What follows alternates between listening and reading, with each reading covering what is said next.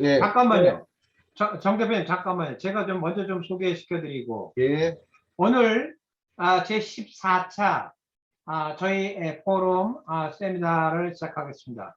제목은 한국 PPP 시스템의 사례 및 해외 PPP 사업 추진 시사점에 대해서 말씀드리겠습니다. 정건호 공공투자연구소 대표이사님은 한미은행의 프로젝트 금융팀장을 하시고 국토연구원 민간투자지원센터 금융전문위원 KDI 공공투자센터에 이르러서 현 공공투자연구소 대표를 맡고 계십니다. 오늘 귀한 자리에 모신 정건호 대표님께 다 같이 박수 한번 보내드리겠습니다. 네, 정 대표님 시작해 주시죠. 예, 안녕하십니까. 예, 식사들 잘 하셨는지요? 네. 예, 네, 잘했습니다. 제가 저번에 한번 가서, 피저빌 스타디에 대해서 한번 말씀을 드렸고, 오늘은 주제를 한국 PP 시스템 사례 및 해외 PP 사업 추진의 시사점이라 해서 제가 어떤 부분을 강의하면 좋을까 해서 지금 뭐 참석하신 분들이 워낙 PPP 전문가들이고 지금 이게 예? 그 글로벌 PPP 포럼이시다 보니까 저보다 더 잘하시는 부분도 있는데 제가 현실에서 이걸 하면서 해외 사업을 할 때, 해외 PPP를 할 때 어떤 관점으로 봐야지 성공적인 PPP가 가능할까 이런 관점에서 이런 주제를 갖다가 골라봤습니다. 그래서 제가 파일을 공유했는데 잘 보이시는지요? 네, 잘 보이고 있습니다. 네. 예, 예,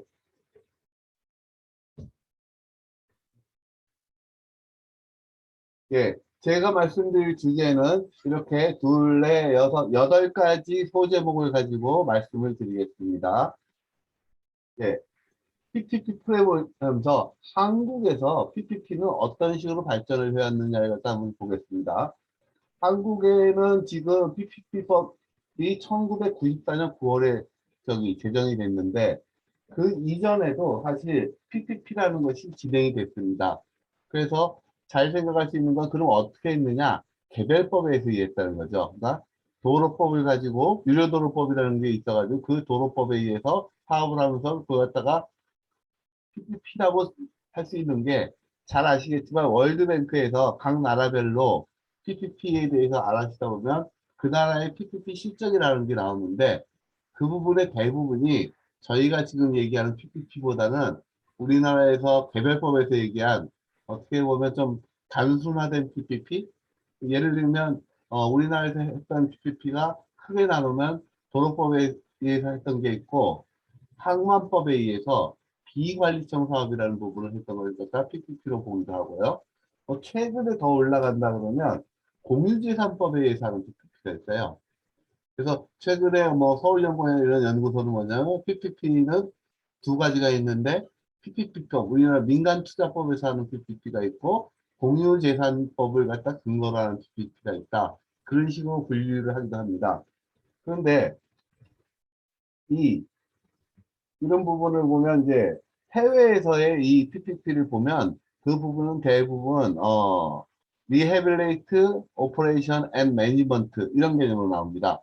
네. 그래서 그 경우에 있어서는 예를 들면 미얀마 같은 사업 같은 경우에는 거기에 어떤 사실이 들어가면 기존 도로에 소액의 재투자를 하고 거기에다가 결국은 톨 부스를 갖다 설치를 해가지고 그걸 받는데 어떻게 하냐면 자기네들의 어 리해빌리테이션 그 비용 자체를 수입의 일정 부분을 투자하라 이런 개념으로 갑니다. 그러니까 결국은 수입은 자기네 이윤하고 운영비하고 그다음 개량 비용으로 구성된다고 이렇게 보는 거죠. 그래서 우리가 얘기할 본질적인 PPP하고는 좀 차이가 있다는 부분입니다. 그리고 그랬는데 우리나라는 잘 아시다시피 1994년도에 최초로 민간투자법이 생겼습니다. 자, 이게 중요한 겁니다. 자, 해외 PPP를 어디서 사업을 한다 그랬을 때 PPP 법이 있느냐? 이 부분이 중요합니다. 어느 나라에 갔을 때 PPP 법이 있느냐 부분인데, 대부분의 나라는 PPP 재정을 갖다가 컨설팅, 월드뱅크에서 컨설팅에서 고민을 하다가 그 부분을 못 만들고 있는 나라들이 많습니다. 왜? 그 법을 만드는 입법 과정에서 그 나라의 시스템이 그런 새로운 법을 만드는데 상당히 오랜 시간이 소요되고 하기 때문에 PPP 법 없이 어떤 시행령 개념으로 추진하는 나라가 있어서 항상 중요한 거는 첫째, 그 나라의 PPP법이 있느냐, 없느냐 이런 부분을 하나의 체크 포인트로 가져갈 수 있으면 한다는 의미에서 제가 이런 주제에서 한번 말씀드립니다. 그랬는데 우리나라는 최초의 PPP 법을 갖다 만들었을 때는 저기 제목에서는 민간 투자 촉진법이었습니다. 그러다가 두 번째, 1999년, 왜 이때 개정이 됐을까? 한번 생각해 보면 IMF였습니다.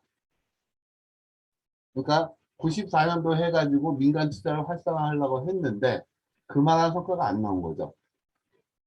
왜? IMF를 하니까 결국은 PF에 문제가 생기는 거죠. 프로젝트 파이낸싱 리스크가 커지기 때문에 안 되기 때문에 저기 1999년 개정을 했을 때는 그때는 상당히 많은 지원 정책을 갖다 포함을 하면서 이러면서 무엇을 세웠느냐? 그 당시에 우리에서 잘 아시겠지만 PPP 유닛이라는 것을 새로 만들었습니다. 그때 PPP 유닛은 이름이 피코였습니다. 민간투자지원센터라고. 그거는 그때는 국토교통부 산하에서 결국 국토연구원의 저기 새로운 조직으로 만들어졌었고요. 그 다음에 이때 만든 것의 핵심은 뭐냐면 결국은 민자를 갖다 활성화하기 위해서 그 말도 많고 탈도 많은 MRG를 갖다가 새로 도입을 했습니다. 그러니까 1단계에서 2단계를 할 때는 우리나라가 어떠한 이 흐름에서 보면 제일 처음에 PPP 법을 만들고 저기 상당히 활성화하려고 했는데 외부 환경 탓이나 또 다양한 문제 때문에 활성화가 안 되니까 무엇을 가져왔느냐? 그러면 이 활성화 안 됐으니까 더 확장을 시켜서 정부에 많은 지원을 하는 법으로서 새로 개정이 됐고요. 그다음 2005년도에 이제 새로 이제 마지막으로 개정이 됐습니다. 이때 가장 큰 개정의 이유는 1번 여러 가지 이유가 있겠지만 그동안은 우리가 얘기하는 우리는 이코노믹 인프라스트럭처라는 얘기를 하고 소셜 인프라스트럭처라는 얘기를 많이 합니다. 그래서 우리나라는 이코노믹 인프라스트럭처 중심으로 민간 투자를 갖다 추진을 했는데 저기 이 기간이 되니까 할 만한 건 다 대충 소화가 된 거예요. 그래서 새로운 그러면 민자를 하는데 이제 할 게 없다 그러면 안 되니까 새로운 많은 민자 사업을 하기 위해서 뭘 했냐면 이때부터 학교 뭐 이런 소셜 인프라를 갖다 중심으로 해가지고 재활성화라는 개념에서 법을 개정한 겁니다. 그래서 이렇게 민간 투자법을 만드는데 아까 해외에서도 얘기한 것처럼 제일 중요한 거는 저희가 해외 컨설팅을 테크니컬 어시스트를 나가다 보면 어떤 컨설팅을 해주고 나면 그것이 될 듯 하다가 그걸 갖다 하는데 한 법 제정하는데 포기한 나라가 일부 있고 그 제정하는데 5년 10년 걸리는 나라가 있습니다. 그래서 해외 투자를 할 때 제일 중요한 건 법이 있는 나라가 있으면 최고고 그것이 안 되더라도 재정이 될 가능성에 대해서는 상당히 시간이 걸릴 수 있다는 부분을 하나의 사업을 하면서 이제 비즈니스를 하시는 분들이 있으면 그런 부분에 따라서 상당히 인풋을 해외에서 프로젝트를 발굴할 때 상당한 시일이 걸리는 일이라는 부분을 생각하셔야 될 것 같습니다. 그래서 그 다음에 새로운 저기 세 번째 개정에서 새로운 저기 소셜 인프라스트럭처를 하다 보니까 그때 이제 새로 도입된 방법이 우리가 잘 아는 BPL입니다. 그 다음에 아까 두 번째 계정에서는 저기 두 번째 계정에 보면 지금 세 번째 점에 뭐 저기 세 번째 점이 아니라 네 번째 점에 무엇을 했냐면 allowing unsolicited proposal 이게 뭐냐면 잘 아시겠지만 민간 제한 사업이라는 겁니다. 그러니까 과거에는 처음에 시작할 때는 정부도 민간 제한 사업을 갖다가 아니고 정부 고시 사업으로만 민간 투자 사업을 하자 그랬던 겁니다. 그런데 이제 민간 제한 사업이라는 새로운 영역을 갖다가 추가적으로 오픈한 겁니다. 그러면 지금 사업을 추진할 때 이제 얘기를 하겠지만 민간 제한 사업을 할 것이냐, 고시 사업을 할 것이냐. 이런 부분이 상당히 어떤 자기가 어느 정도 주도권을 가지고 자기가 어떠한 방향에 따라서 장단점이 있기 때문에 그 부분을 잘 해야 됩니다. 최근에 제가 어, 공항공사 컨설팅을 갔다 왔는데, 공항공사 컨설팅에서 얘기하는 거는, 동유럽 어느 나라에다가 신공항을 건설을 하는데, 그쪽에서는 조건이, 언솔리시트 프로젝트를 하자. 이런 식으로 얘기했답니다. 언솔리시트 프로젝트가 결국은, 보면, 수주 가능성을 높일 수 있죠. 왜냐하면 결국은 제안하는 업체 입장에서는 자기네가 유리한 방향으로 프로젝트의 구조도 짜고 프로젝트의 정보도 가장 많이 가지고 있고 세 번째 그런 거 RFP를 작성해 준다 이런 부분에서 평가에 있어서 우수할 수 있도록 만들어가는 걸 갖다가 하는 거니까. 근데 정부의 고시 사업을 한다 그러면 그런 프로젝트 만드는 과정을 어느 정도 지원할 수 있지만 100% 자기 마음대로 할 수 없기 때문에 그런 부분에서 꽤 차이가 있습니다. 그런데 단점은 언솔리스트 프로젝트라는 것 자체는 상당히 투명성이 떨어지는 사업 추진 절차입니다. 그럼 투명성이 떨어진다는 거는 그다음 잘 아시겠지만 두 가지죠. 우리나라에서 해외 PPP를 발굴하고 추진한다 그러면 1번 선진국에서 어떻게 보면 그린필드가 아니라 브라운필드 사업을 하든지 그다음 전력 사업 같이 안정적인 걸 하든지 이 두 가지 경우에 그런데 그 시장만 갖다 하면 모르는데 결국은 새로운 사업을 발굴하고 디벨로핑 컨트리에서 한다 그러면 그럴 때는 언솔스 프로젝트를 하는데 결국은 상당히 부패나 브라이브 문제가 생길 가능성이 상당히 큰 어떤 절차적인 맥점을 갖고 있습니다. 그래서 그런 부분을 고려하셔가지고 그 나라에서 뒤에 제가 그 부분은 저기 했는데 만일 그 나라가 PPP에서 성공할 수 있다 그러면 그런 절차 자체가 어느 정도의 투명성을 갖고 그 투명성은 저는 투명성이 좋다고 생각하지 않을 수도 있습니다. 우리가 발굴하는데 우리 역량을 가지고 그 투명하지 않고 그런 문제를 발생을 갖다가 매니지할 수 있다면 그 부분이 더 유리할 수도 있습니다. 거기에 대해 제 판단은 이런 이제 저기 뭐 공공하고 얘기를 하는 거가 아니기 때문에 제가 말씀드린 거는 그런 부분을 하나의 체크 포인트로 가져와 주시는 게 좋지 않을까라는 의미에서 제가 말씀드리는 겁니다. 자, 우리나라에서 민자 사업이 성공을 했느냐 안 했느냐 이 부분에 대한데 우리나라 뒤에 보이겠지만 우리나라가 지금까지 94년, 95년도에 최초의 저기 인천 신공 고속도로가 시작됐으니까요. 27년 정도 됩니다. 민간투자 사업을 시작한 지. 그랬을 때 어느 정도 규모를 갖다 했을 것 같습니까? 투자금 기준으로 110조 정도. 그러니까 상당히 큰 규모죠. 110조라고 생각하면 우리나라 SOC 예산, 연간 예산을 갖다가 생각해 보면 그 부분의 한 4배 정도는 된다고 생각할 수 있을 것 같아요. 한 25조, 30조 정도 된다고 생각하면. 네. 그렇게 해서 그럼 왜 우리가 잘할 수 있었을까 했을 때 그러면 우리가 얘기하는 인스티튜션 프레임워크에서 우리가 강점을 볼 수 있었다. 1번 우리나라의 민간투자법의 주무 관청은 그러니까 법을 갖다 컨트롤하는 기소 관청은 기획재정부였다는 겁니다. 제가 공공에 있을 때 보면 9월이 되면 모든 공무원들이 다 기획재정부로 모입니다. 예산 받으러. 우리나라 기획재정부는 파워가 뭐냐? 예산권을 갖고 있는 겁니다. 그 예산권을 가지고 했기 때문에 모두 예산을 받으려고 국회의원부터 해가지고 문정성실을 몇 9월 전에 한 5월부터는 어떤 예산 신청해가지고 하는 것처럼 그 강력한 기관에서 파워풀한 기관에서 민간투자법을 만들고 그거에 대해서 성과를 내기 위해서 노력을 했다는 것입니다. 그래서 어느 나라에서 이 나라에서 내가 이 사업을 개발하려는데 이 나라에서 잘 될까 할 때는 어느 누가 그 관련 PPP 법이 있고 그럼 PPP 관련 부분을 누가 책임지고 있느냐 이 부분을 보시고 그 부서에 대해서 어떤 하는 걸, 그 나라를 갖다가 환경 조사를 하면서 얼마나 그 부서가 파워풀한가, 얼마나 능력이 있느냐를 갖다 보시는 것도 중요한 방법이라고 생각합니다.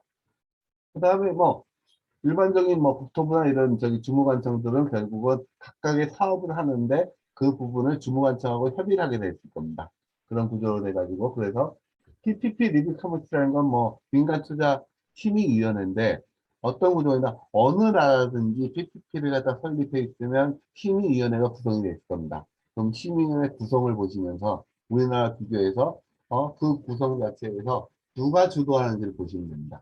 그래서 어떤 나라는 예를 들면 남미 어느 나라는 대통령실에서 이 부분을 갖다가 인차지하는 경우가 있고 우리나라는 기획재정부에서 인차지를 하고 있고 네? 그러면 생각나는 나라에 있으시면 기억나는 나라에 있으면 그 나라에서는 PPP 리뷰 커미티가 어떠한 역할을 하느냐 역할은 제가 보기에는 일반적으로 대동소이하다고 봅니다. PPP의 사업의 발굴, 그 다음 승인, 그러니까 피저비트 스타디를 갖다가 승인하고 PPP 사업으로 지정을 하고 어떤 방식으로 사업을 해야 되고 그런 부분에서 결국은 사업의 시작부터 끝까지 뒤에 해가지고 어떤 디스큐트 레졸루션까지 그 전 부분에 대해서 최종 승인 권한을 갖는 것이 결국 PPP 리뷰 커미티고 그 부분이 어떤 사람으로 구성되어 있고 그 사람들의 구성을 봤을 때 어느 부서가 이 부분을 좌지우지하는지를 봐주셨으면 좋을 것 같습니다. 그다음 라임리스트에서도 결국은 PPP에 대해서 어느 나라든 간에 사업 규모에 맞춰서 왜 이게 기본적으로 대규모 사업이고 그 부분에서 상당한 정부의 지원이 들어가기 때문에 사업 규모별로 이 모든 사업을 PPP 리뷰 커미티나 중앙부서의 모든 사업을 갖다 집중하기 어렵습니다. 그렇기 때문에 조그만 사업은 라임리스트 레벨에서 그 자체의 PPP 리뷰 커미티가 따로 있기 때문에 서울시에는 서울시 그러니까 민간투자심의위원회가 있고 국토부에는 국토부 민간투자심의위원회가 있습니다. 그래서 규모가 작은 사업은 중앙정부의 중앙심의위원회를 갖다 거치지 않고 일정 규모를 갖다가 각 나라별로 어느 정도의 사업 규모까지는 자체적으로 가고 어떤 건 중앙의 심의를 받아야 된다. 그런데 제가 보기에는 규모가 중요한 게 아니라 우리나라 지금 경제력이나 우리나라 업체들, 비즈니스 하시는 업체들이 어떤 규모를 생각할 때 무조건 중앙정부 심의로 가는 프로젝트를 해야 됩니다. 왜냐? 해외 사업에 있어서 잘 아시겠지만 리스크 중에 뭐냐면 결국은 외환 리스크, 예? 이런 부분이 있고 정부의 개런티라는 이런 부분을 상당히 많이 필요로 하는데 그런 개런티를 하려면 결국은 중앙정부하고 얘기가 돼야 되는 겁니다. 그렇기 때문에 대부분의 사업에 있어서 아마 중앙정부의 중앙민간투자심의위원회를 통해서 사업을 한다고 생각하시는 게 편할 것 같습니다. 그 다음 피맥입니다. 우리나라의 PPP 유닛이죠, 현재요. 피맥을 갖다 하는데, 피맥은 좀 특이한 조직이죠. 피맥은, 한번 전 세계적으로 PPP 유닛을 갖다 보십시오. PPP 유닛을 보면, 월드뱅크나 이런 데서, 그 다음, ADB에서도 발간을 했었는데, 전 세계 PPP 유닛에 대해서 어떤 조직이고 몇 명이 있고 이런 부분이 써 있습니다. 그럼 PPP 유닛이 하는 게 뭐냐면, 사실 실행에 있어서 전문성을 갖다 제고하는 거, 정부 입장에서 할 수 있는 건 PPP 유닛입니다. 우리나라의 PPP 유닛인 피맥은 지금 인원이 100명이나 됩니다. 그러면 한번 그 나라의 PPP 유닛이 어떤 사람들이 구성되어 있고, 그 사람들이 소속이 공무원인지, 예? 계약직인지, 예? 그 사람들이 어떠한, 저기, 충실하게 그 업무를 갖다 수행할 수 있는 능력이 있는 기관입니다. 그 사람들한테 충분한 정보를 얻을 수 있는 그 사람들의 전문성이 있느냐. 이런 부분에서 한번 생각을 해보시면 될 것 같고, 가장 큰 차이는 우리나라에서 기획재정부가 힘 있는 부분은 이제, 우리가 얘기하는 저기, 인프라 투자에서 힘 있는 게 뭐냐면, 대규모 사업을 할 때 예비 타당성 조사를 갖다 담당하는 게 또 기획재정부입니다. 그렇기 때문에 티맥은 기본적으로 예비 타당성, 그러니까 프로젝트의 appraisal, 그러니까 selection, appraisal, 그다음 evaluation은 이 전 과정을 우리나라 피맥이 담당하고 있습니다.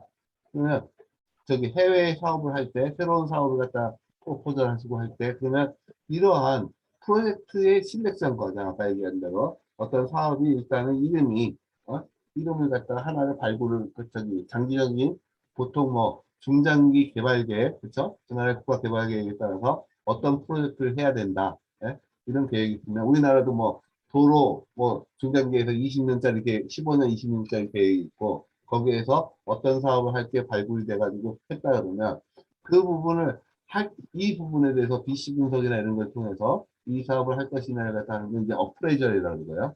그러나 구체적으로 이 사업을 한다고 할 때 이제 최종적으로 하는 부분이 이제 이밸류에이션이라는 개념으로 해가지고 프로젝트 실렉션을 갖다가 나누는 게 일반적인데 그렇게 했을 때 그 기능을 갖다 같이 갖고 있는 거죠. 그러면 PPP만을 생각하는데 PPP 이후에 전 단계에서 이러한 프로젝트 실렉션 작업이라는 부분을 갖다 또 누가 담당하는지를 봐줘야 되는 거예요. 그런 역량을 갖다 어디서 갖고 있는지. 그래, 그렇게 했을 경우에만, 이런 것을 했을 때 우리가 이 사업을 개발할 때 누구하고 협조를 하고 누구를 통해서 이 사업을 갖다 개발해 갈 수 있을지 이런 부분을 판단하는 기준이 되지 않을까 생각을 합니다. 그리고 우리나라 피맥이 하나 특이한 부분이 뭐냐면, 협상을 담당합니다.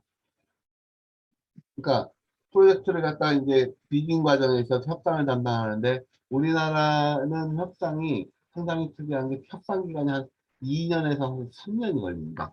그 과정에서 정부 측 간사로서 참여를 하는데 해외의 경우에는 어떻게 하냐면 외부 컨설턴트를 갖다가 입찰을 통해서 해서 협상이나 비딩 프로세스 전체를 갖다 맡기는데 우리나라는 그게 아니라 PPP 유닛에서 그 부분을 전 과정을 담당한다고 보시면 될 것 같습니다. 그래서 보면 여기서 뭘 하느냐 기본적으로 제일 첫 점이 얘기하는 거는 피맥에 대해서 1번 정부의 정책을 갖다가 수립 과정을 지원하는 역할을 하고요. 그럼 모든 전문 지식을 통해서 정부의 PPP 정책 자체를 갖다가 만들고 그 다음에 프로큐먼 프로세스 아까 얘기한 대로 그 다음에 저기 사업 선정하는 저기 피더빌리티나 밸류 포머니 이런 부분을 하고 그 다음 기본적인 비딩에 관련한 자료들을 갖다가 생성을 하고 평가를 하고 사업을 그 다음 협상까지 담당하는 PPP의 실렉션 저기 진행 인플루엔서 프로시저 전체를 갖다가 다 담당할 역량과 인력을 갖다가 보유하고 있다는 겁니다. 그래서 어느 나라에서 할 때도 PPP 유닛이 그냥 동떨어져 있는 그냥 형식적으로만 있는 것이냐 그 부분 지원을 할 사람이 있다 그러면 PPP 사업을 갖다 전개하시는데 도움이 많이 되시라고 판단합니다. 자, 우리나라의 기본적으로 보면 PPP에 대해서 법적인 어떤 체계를 보면 법, 시행령, 그 다음에 기본계획이 어떻게 보면 시행 규칙이라고나 할까요? 그런데 좀 차이가 있는 부분은 이 부분은 외부적으로 어떠한 외부적인 강제력이 없고 결국은 공공에 있어서 하는 공공의 부분만 참여한다는 좀 일반적인 기본계획하고 다른 부분이고요. 그 다음에 인플루언스 가이드라인이라는 부분이 있습니다. 전기 사용에 자꾸 없으시기 바랍니다. 이게 무슨 검사 소리죠? 시작 10분 전에 사용이 잠시 중지됩니다. 잠깐만요. 전대가 인하여 CD의 컴퓨터, 가전제품, 수족관, CPU 유치 성취, 김영규님 거 인수거 좀 부탁드리겠습니다. 발전기 가동, 또는 각형한 이동 조치를 어느 분이시죠? 지금 소음이 나오는 게? 검사 시간 김영규님이네요. 아, 그래요? 있음을 안내해드립니다. 다시 한번 안내 말씀드립니다. 소음을 꺼주셔야 되는데. 6분 11분 근데 회장님이 그거 인수거 강제로 회장님 꺼도 되는데. 같은데요? 이 검사의 날입니다. 아니, 잠깐만요. 30분부터 약 1시간간 가량 아, 70분 잠깐만. 공포 중에는 세대의 정전이 되어 이거 입주민 여러분 어디서 조정할 수 있죠? 마시고 전기 사용에 착오 없으시기 바랍니다. 아, 생각한 이것도. 경우에는 검사 시작 10분 전에 생리 잠시 중지됩니다. 또한 정전으로 인하여 세면의 컴퓨터, 가전제품, 수족관 등 특히 생명일지 상태에서 아니 이거 어디서 조정할 수 있죠? 전에 전원을 끄시거나 갑자기 가동, 참가자 명단에서 한번 마이크 푸시 한번 보시죠. 마이크. 상황에 따라 단축되거나 지연될 수 있음을 안내해드립니다. 아니 지금 누구라 그랬죠? 말씀드렸습니다. 정규 키움으로 영문 이름입니다. 아,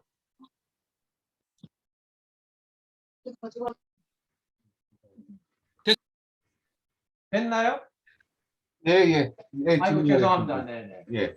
그래서 여기서 제가 얘기하는 거는 어느 나라에서는 PPP 액트만 있고 인포스먼트 디크리나 이런 부분이 정비가 안 된 부분이 있습니다. 그다음 제일 중요한 거는 기본적으로 정책 방향이나 우리가 얘기하는 PPP 베이직 플랜이나 인터넷 가이드라인까지 세부적인 어떤 큰 가이드라인이 없을 때 그 모든 부분을 갖다가 만들고 지원하면서 이 사업을 갈 수 있는 역량이 있느냐 이런 이슈가 생기는 겁니다. 그래서 그 나라의 역량을 볼 때 어느 정도 기본 체계가 우리를 해서 어떤 사업을 하든 어떤 건설이나 뭐 구도에 들어가든 기본적으로 법, 시행령, 시행규칙, 훈령, 네? 이런 식으로 그런 부분을 보면서 이 사업을 어떻게 구조화시킬지 이런 생각을 많이 하지 않습니까? 그러니까 그런 부분이 체계가 안 돼 있을 때 그래도 이 부분을 하면 추가적으로 역량을 더 많이 투입해야 되는 그런 문제가 있다는 생각을 한번 해주시면 좋겠습니다.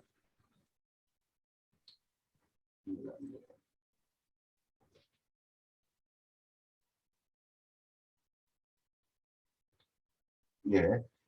그 다음에 우리나라에서 제일 중요한 부분이, 우리나라는 정부가 건설보조금 지원이라는 특수한 제도를 갖고 있다는 겁니다.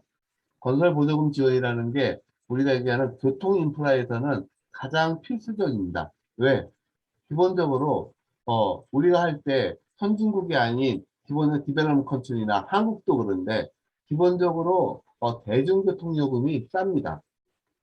대중교통 요금이 싼데 그 사업을 갖다가 뱅크업을 하고 피저블하게 하려고 그러면 그러니까 우리가 얘기한 대로 사업성이 재무성 경제적 타당성뿐만 아니라 재무적 타당성을 가져야지 특히 사업을 할 수 있는데 재무적 타당성을 갖다가 낮은 결국은 교통 수입을 가지고 낮은 단가가 낮다는 얘기잖아요 결국은 그죠? 그럼 PPP 사업을 위해서 그 단가를 2배, 3배로 올릴 수 있을 것이냐? 우리나라도 그런 것 때문에 과거에 많이 비판을 받아왔는데 우리나라는 건설 보조금을 줌에도 불구하고 그 정도로 우리나라가 퍼블릭 트랜스포테이션에 대한 요금 수준이 상당히 낮았던 거죠. 그러면 그 나라에 갔을 때 교통시설을 한다 하면 뭘 하든지 PPP 할 때 그 나라의 수준이 그렇다면 결국은 그 수준 가지고 교통량이 어느 정도 우리가 생각할 때 어느 정도 안정적인 교통량을 생각하는 수준에서 이게 재무적으로 피적으로 하냐 부분이 이슈가 되는 겁니다. 그래서 그 부분을 커버를 하는 게 여러 가지가 있죠. 그죠? 인도에서도 갭 펀드라는 개념을 도입하고 있고요. 예? 우리나라는 정부의 재정으로서 건설 보조금을 준다는 얘기고요. 그죠? 뭐, 갭 펀드하고 건설 보조금의 차이는 뭐냐면, 인도 펀드를 만들고 어떤 기금을 만든다는 거는 미리 돈을 떼놓는 거죠. 그죠? 예산 상황에 관계없이 이 돈을 계속 투자할 수 있는 여지가 생기는 거죠. 그게 이제 개펀드의 뭐 일반적인 거하고 차이라고 보시면 됩니다. 그래서 어느 나라에서 하면 해외에서 이제 이런 경우가 있는데 재정 지원 해줄게 어떤 하나 사업별로 이제 케바케로 이제 한다 그래도 말을 하는데 지원해줄 돈이 분석을 하다가 없는 거예요.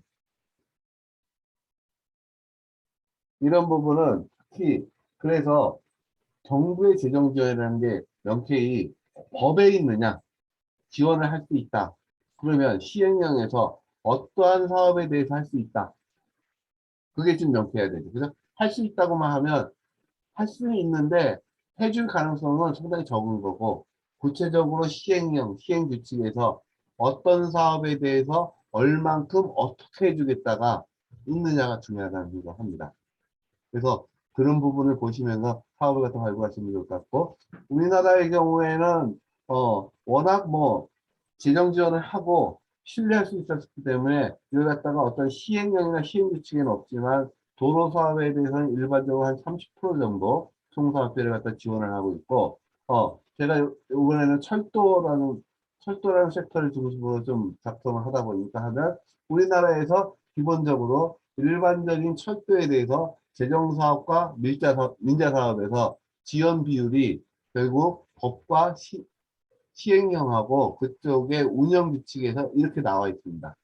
그래서 우리나라가 얘기하는 PPP 사업을 할 때는 저기 이걸 갖다가 일반적으로는 50%는 민자를 유치를 하고, 예? 그 다음에 나머지에서 중앙정부하고 지방정부가 6대 4로 합니다. 근데 거기에 50% 이외에 뭘 하냐면 우리가 얘기하는 대로 하면 우리가 그런 얘기를 많이 하죠. TOD, 그죠? 예? TOD 개발을 통해 가지고, 예? 한국에서는 이제 부대 사업 개발 이런 개념을 하든지, 예? 그다음에 뭐 개발 부담금 이런 개념을 갖다 가지고 있는데, 개발 부담금에서 10%를 갖다가 마련하는 겁니다. 그래서 저기 민간이 50%를 만들고 기타 재원으로 10%를 만들고 40%에서 40%에서 저기 센트럴 가버먼트가 18%, 저기 로컬 가버먼트가 12% 이런 식으로 지원하는. 이게 잘못됐네요. 이게 40%니까 이 숫자가 아니죠. 60%에서 60에 6을 이쪽에서 하는 거고, 40%에. 맞는데요? 네? 이게 개발투자 10%가 있으니까. 예? 50, 60, 40이니까 30밖에 10이 모자라네. 예, 예, 예. 예, 예, 예. 그런 식으로 해가지고 하고, 서울시는 저기 중앙정부 재정 비율을 걔네들은 재정이 저기 좋으니까, 조금 덜 주는 거죠. 그래서 일반적 서울시를 제외한 지자체나 주무관청에 주는 비율하고 차이가 나는 겁니다. 자, 그래서 철도 사업에서 아까의 그 공식에 따르면 보시면 사업별로 정부 재정 지원 비율을 갖다 하는 겁니다. 그래서 이런 부분이 사실은 상당히 한국에서 외국 PPP 사업을 할 때 국내에 초대를 많이 해야 돼요. 하면서 이런 부분에 우리나라는 40%, 50%까지 대준다. 이런 부분을 강력하게 좀 주장을 해야 됩니다. 그러면 걔네들 입장에서 이게 민자야 그럴 수도 있지만 이 부분에서 설득하고 우리나라 이렇게 해서 이렇게 시스템을 해왔다는 것 갖다가 가르치면서 그분들을 설득하는 노력이 어떤 사업을 추진할 때 상당한 동력이 될 수 있다고 생각합니다. 그 다음에 제일 중요한 부분입니다. 자, 토지죠, 토지. 결국은 인프라 사업을 할 때 토지가 필요할 때, 그다음 교통 인프라 같은 거 특별히 될 거고, 발전 같은 경우에도 특별한 경우, 그다음 수력 같은 경우도 토지를 수용을 하고 해야 되는데, 우리나라는 잘 아시겠지만, 요즘 대장동 얘기도 나오지만 제일 중요한 게 우리나라는 강력한 토지 수용 권한을 갖고 있습니다, 정부가. 타 나라에 비해서. 그래서 이 사업을 할 때 토지를 갖다 수용할 수 있느냐. 이 부분이 제일 중요한데 우리나라 법은 첫째에서 1번 토지 수용권을 갖다가 민간한테 부여를 한다는 겁니다. 그리고 결국은 저기 국공유 재산을 갖다가 그 민간 사업자한테 팔 수 있게 해놓은 겁니다. 그 다음에 팔든지 그 다음 팔지 못하는 재산이 있다면 그 부분을 저가로 무상사용하거나 저가의 임대로서 사용할 수 있는 것을 민간투자법에서 제시하고 있었습니다. 그래서 공산주의 색채가 큰 베트남이나 인도네시아나 미얀마 이런 데 가면 이 토지 수용 문제 때문에 진도가 안 납니다. 그럼 진도를 어떻게 빼느냐? 그럼 방법이 뭡니까? 비즈니스로 빼야죠. 그럼 상당히 토지 관련해서 보상비가 상당히 많이 들어간다는 겁니다. 우리나라는 토지 보상에 대해서 강력한 시스템을 갖다가 토지 수용의 권한을 갖고 있고, 거기에서 대부분의 국유민지는 무상으로 사용할 수 있고, 거기에다가 마주라고 얘기한 것처럼 우리나라는 토지비를 갖다가 대부분 정부가 내줍니다.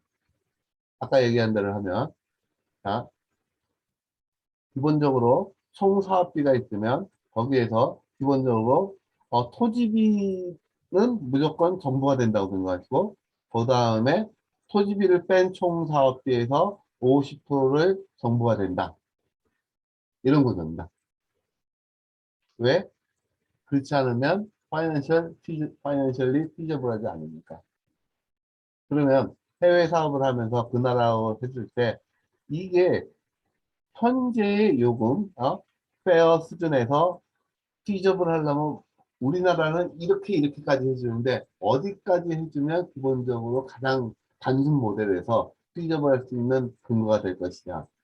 이래가지고 초기에 의사결정을 미리 해야지. 일단은 투자를 어느 정도 시간을 투자하고 했는데 그 부분이 안 된다 그러면 제가 보기에는 사업 추진을 갖다가 좀 시간을 늦추든지, 그것이 피저블한 사업으로 가는 것이 결국은 좀 더 성공적으로 비즈니스하는 요령이 아닐까 생각하고 있습니다. 자, 그러면 이제 이러한 지금까지 얘기한 거는 그 나라의 기본적인 역량이 결국은 제도적, 그러니까 법적, 제도적, 그다음 인적 역량이 PPP 사업을 같이 할 수 있는 파트너로서 있느냐의 부분을 얘기한 거고, 그럼 같이 할 수 있느냐에서 또 하나의 부분은 어떤 방식으로 사업을 추진할 것이냐. 다양한 방식이 있죠. 그죠? 그러면 우리나라에서는 어떻게 있느냐. 아까 얘기한 대로 BTO 방식이 최초에 도입됐고, 그전에 BTL이 없었던 거죠. 예? 그러면서 그때도 고시 사업에 있어서만 BTO를 했다. 왜? 우리는 고시 사업을 하면, 왜냐면 저기 PPP 사업을 하면, 민자 사업을 하면 아까 얘기한 대로 토지도 사줘야지.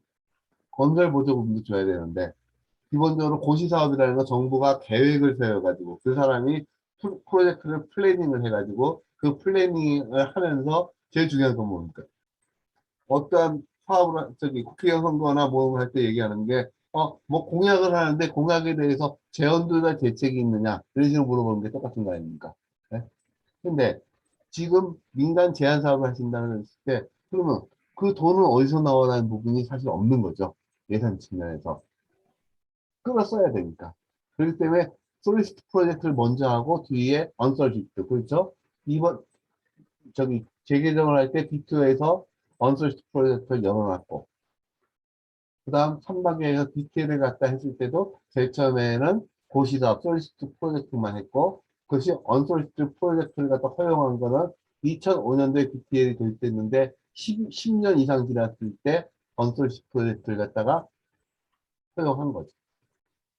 그래서 언솔리시트 프로젝트를 할 때 제일 중요한 거는 뭐냐? 그 부분을 추진할 때 예산을 갖다가 어디에 있는지를 갖다가 파인딩 해줘야 된다는 겁니다. 그 사람들을 통해서 또 고위정에서 이러한 돈을 갖다가 마련할 수 있든지 국회에서 별도 예산을 받을 수 있을 것이냐. 그런 부분도 중요한 부분이 될 겁니다. 잘 아시는 BTO와 BTL의 기본 개념입니다. 자, 아까 얘기한 대로 PPP 사업에서 제일 안전하고 리스크가 적은 사업이 전력 시장이라는데 왜 그렇죠? 엔드 유저한테 돈을 받는 게 아니라, 그죠? 엔드 유저가 아니라 일반적으로 얘기하면 우리나라로 들어가면 전력을 생산해서 한전에 판매하면 되는 거죠. 네? 그러면 한전에서 파니까 네? 정부에서도 가장 전력이라는 게 국가의 기관 사업 중에서 중요하기 때문에 가장 그 나라에서 신용도가 높은 공공기관이 되는 거죠. 두 번째, 일반, 엔드 유저한테 파는 경우에도 그 사람들하고 PPA 어그리먼트를 통해서 신용도 기관이 개런티를 한다는 거죠. 그죠? 그렇기 때문에 결국은 가장 안전한 사업이 결국은 전력 사업이라고 보는 거죠. 다만 뭐 유럽 같은 경우, 미국이나 선진국 같은 경우에는 경쟁 시장으로 전력 시장이 돼 있는 데가 있어서 PPA 어그리먼트가 의미가 없는 데가 보이지만요.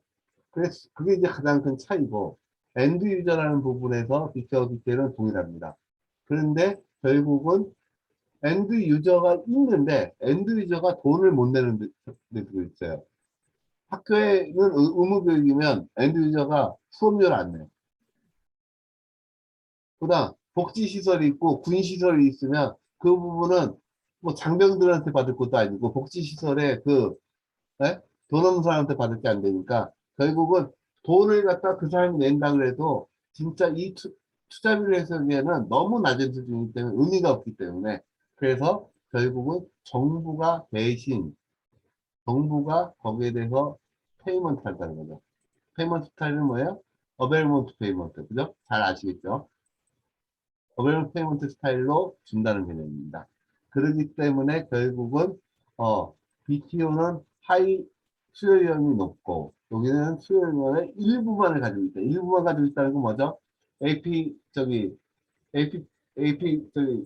스트럭처에서 어떤 어베일러비티가 없는 경우에는 그 경우에는 페이먼트를 디덕션을 하니까 그죠? 일부는 갖고 있는 거죠, 리스크를. 그런 개념에서 하는 거고, 그러다 보니까 리스크에 따른 리턴이라는 거는 우리가 얘기하는 리스크 리턴 트레이오프 해가지고, 위험이 크면 수익이 커야지 사고 하지 않겠습니까? 그죠? 비트코인 해가지고 위험이 크니까 엄청나게 벌었고, 다시 꺾이니까 엄청나게 까지는 게 결국 우리가 얘기할 수 있는 상식적인 리스크 리턴 아니겠습니까? 예. 그래서 그 부분에 대해서 모든 것이 이제 추진 방식이 맞다는 얘기를 한 거고. 자, 우리나라에서 가지고 있는 결국은, 인베스트 리커버리 모델입니다. 우리나라는 좀 특이한 게, 1번, 인간이 같이 참여를 하는데, 정상 가격이나 일반적인 틀을 안 쓰고 예산 배정하는 것처럼 불변 가격으로 합니다. 불변 가격으로 한다는 건 뭐냐면, 우리나라는 단년 예산입니다, 기본이. 그죠? 올해 내년 예산은 내년에만 쓸 거기 때문에 물가 상승이나 이런 거 생각 안 해도 되는 거잖아요. 그죠? 근데 5년짜리 보통 도로 하나 놓고 설정하는데 5년 정도 건설기가 잡는데 5년 예산을 잡으려면 얼마나 잡아야 되냐면 매년 물가까지 고려를 해가지고 그 전체적인 사업비를 잡아야 될 거 아닙니까? 근데 1년 예산만 잡니다. 그래서 불변으로 갑니다. 이런 나라가 특별히 없을 겁니다. 그 다음 두 번째는 뭐냐면, ROI를 가지고, 민간의 레이러브 리턴을 갖다 평가를 합니다. 한번 해외 사업들, 모델들 보시면, 일반적으로는 왜?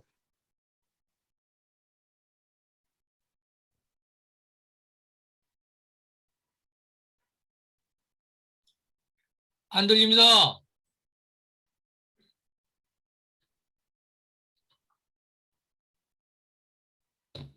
안 들려요?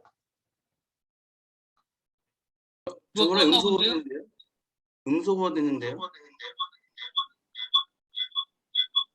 아하.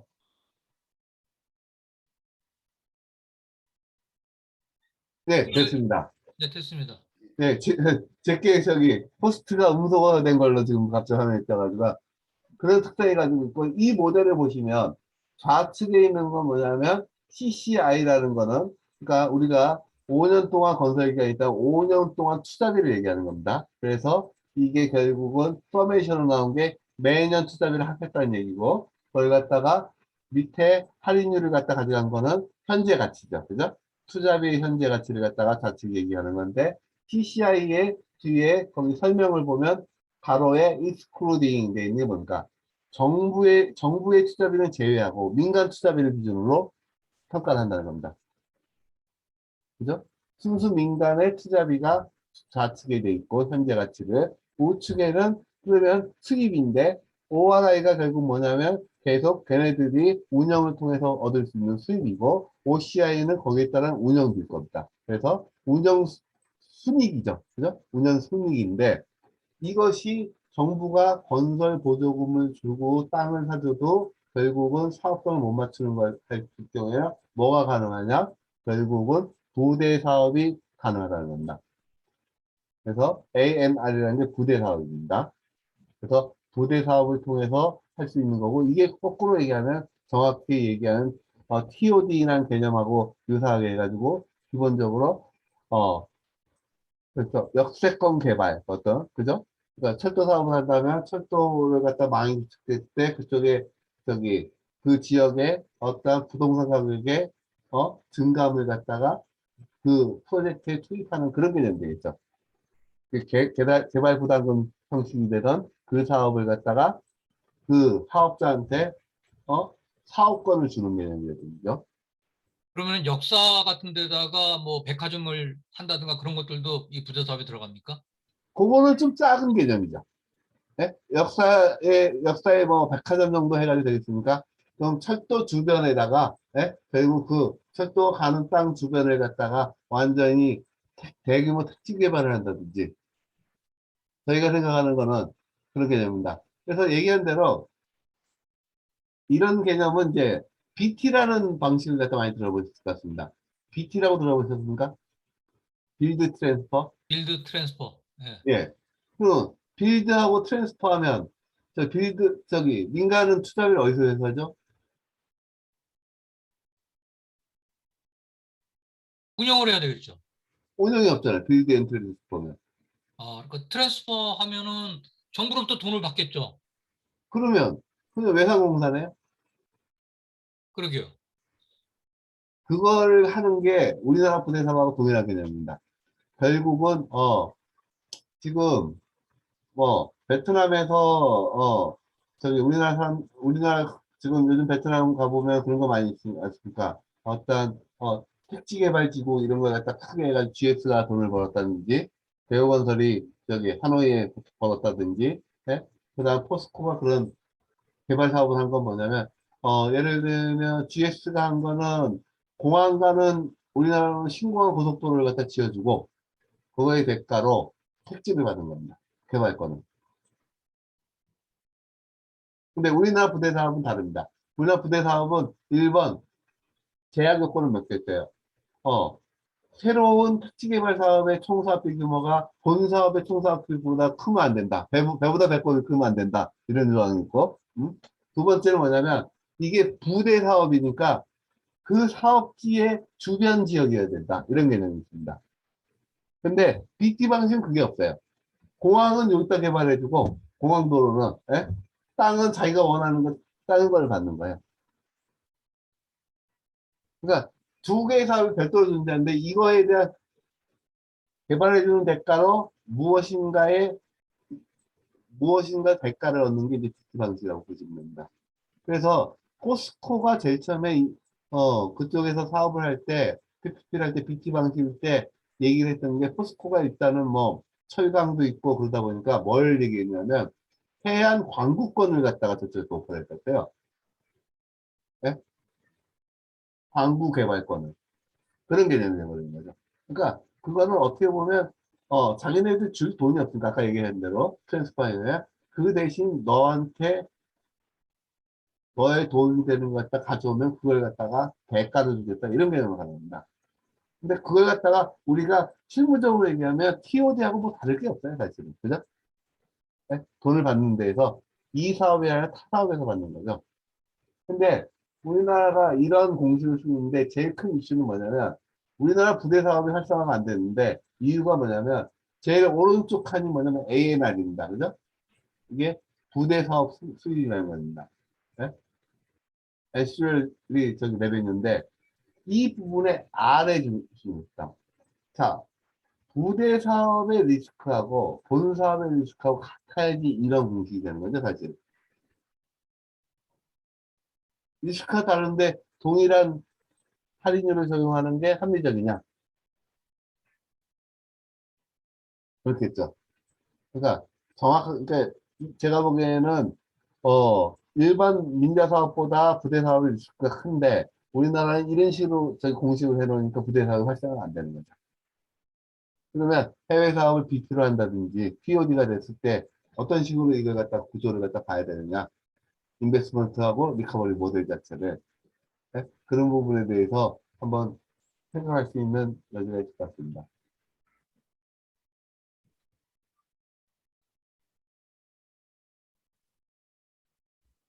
자, 제일 중요한 거는 BTO가 어떻게 됐다는 게 중요한 게 아니라 머릿속에서 이 사업을 했을 때 캐시플로우가 어떻게 나올 거냐는 거죠. 왜?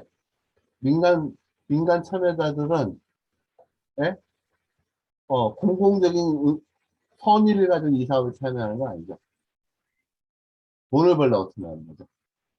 최소한 이 사업에서 미치지 않더라도 이 사업을 협력 관계를 가지고 딴 사업에서 더 터트리더라도 어쨌든 미치려고 사업하는 거 아니라는 겁니다. 그죠? 제일 중요한 개념이. 그러면 안 미치려 그러면 기본적으로 돈이 어떻게 흘러가는지, 예? 모델을 뭐 직접 작성할, 모든 사람이 작성할 필요는 없지만 그 모델에서 어떤 캐시플로우가, 프로젝트 캐시플로우가 어떻게 되는지를 갖다 봐야 된다는 거죠. 그래서 간단한 개념으로 하면 결국은 자본 조달은 자본금하고 론으로 PF로 하는 거고, 건설기간에 거기에서 캐시 아웃 들어가는 게 컨스트럭션 코스트하고 프라이빗 인베스트 코스트로 되는 거고, 그 부분을 오퍼레이션 피어리에서 유저 피에 대한 레베뉴로서 회수를 하는데 레베뉴의 흐름은 어떻게 될 것이냐, 그것이 연차별로 증가를 할 것이냐, 이건 그냥 일반적으로 그려놓은 겁니다. 그러면 거기에 대해서 PF는 어떻게 캐시플로우가 할 것이냐, 론을 갖다 빌려서 대출을 초기에는 그레이스 피어리드 얼마를 받아야 될 것이냐. 왜? 왜? 초기에 캐시플로우가 약하니까. 예? 그러면 그레이스 피어리드는 뭐죠? 이자만 내고 원금을 상환 안 하는 기간이죠. 그죠? 그 이후에는 이제 결국은 리페이먼트가 진행될 때 리페이먼트를 갖다가 리페이먼트 방식을 갖다가 매년 원리금 분할 상환을 할 것이냐, 원금 분할 상환을 할 것이냐, 불균형 상환을 했다. 왜 불균형 상환을 하느냐? 뒤로 갈수록 운영이 길어질수록 캐시플로우는 더 많이 나올 거니까. 예? 거기에 맞춰서 저기 PF 수출성이 들어가는 거죠. 예? 그러고 나서 이런 부분이 다 끝나면 리페이먼트는 결국 PF에서 결국은 조건에 따라서 뭐 DSCR을 1.2가 넘지 않으면 배당하지 못한다. 이런 조건이 만족될 거 아닙니까? 그럼 그 캐시플로우가 만족되는 시점 이후에 배당과 그다음 청산까지의 그다음 원금에 대해서 자본금을 갖다 상환을 통해 가지고 결국은 돈을 벌게 되는 구조라고 봐야겠죠. 그래서 디비던드 앤 페이아웃 오브 인베스트먼트를 통해서 회수를 한다. 그러면 이게 투자 회수 기간이 얼마나 나올까? 뭐 이런 거겠죠. 그 투자 회수 기간이 생각하시는 투자 기간하고 맞느냐? 뭐 더 중요한 건 확실하게 버느냐 이런 부분도 있겠지만 결국 그러한 모든 그 체크 포인트가 결국 투자의 포인트들을 한번 큰 그림으로 머릿속에 이렇게 이 사업은 어떻게 나올 거인가 한번 그려보시면 어떤 사업을 비즈니스를 디벨롭먼트한테 도움이 되니까 해서 했습니다. 자, 이건 리스크에 대한 부분입니다. 자, 좀 더 구체적으로 보면 컨스트럭션 피어리에도 보면 액티비티하고 가운트 서브시디하고 론으로 구성이 되는 겁니다. 소스는. 근데 일반 가운트 서브시디는 도로교통에 30% 들어가고, 예를 들면 1억 불짜리라고 하면 3천만 불은 정부가 주는 돈으로 하고, 그 다음 7천만 불을 민간이 하는데 7천만 불에서 결국은 뎨 액티브 레이쇼를 갖다 어느 정도 볼 것이냐. 그럼 사업별로. 그럼 리스크에 따라 달라지겠죠. 예? 랜더는 어떻게 하겠어요? 리스크가 큰 사업이라 그러면 에퀴티를 갖다 많이 넣게 얘기를 하겠죠. 그래서 뭐 30%, 40%까지 가는 프로젝트가 있고, 좀 약하다 그러면 20에서 30% 사이를 갖다 요구하겠고, 그죠? 그 다음에 이 에퀴티하고 뎨을 갖다가 어떻게 조달될 것이냐는 이슈죠. 우리나라는 초기에는 무조건 에퀴티를 먼저 넣어라. 그러니까 우리나라 금융기관이 거기에 대해서 전문성이 없었기 때문에 에퀴티가 다 넣은 다음에 그 다음에 론을 갖다가 해주겠다 이런 개념을 갖었어요. 그래서 이 캐시플로우는 PF를 갖다 구조하는 데서 그런데 론보다 에퀴티가 비싸잖아요. 그러니까 서로의 입장에 따라 다른 거예요. 사업성을 높이려고 그러면 론을 갖다 엑스를 갖다 뒤에 놓으면 뒤에 넣을수록 캐시플로우를 갖다가 투자를 할수록 사업성은 좋아지는 거죠. 왜? 코스트 오브 캐피탈이 싸지는 거니까.